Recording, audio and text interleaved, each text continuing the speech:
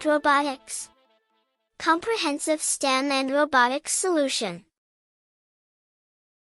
Hello, students.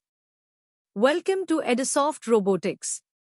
In this tutorial, we are going to create a two-way switch-controlled LED circuit.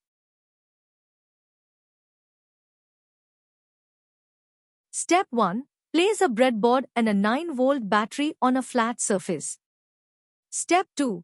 Place the different components, like two slide switches, an LED, and a resistor, on the breadboard as shown here.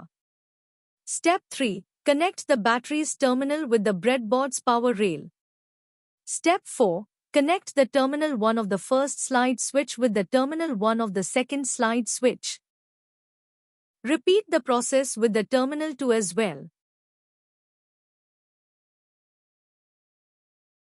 Step 5. Connect the common of one of the switches with the resistor and the other common with the positive line of the breadboard.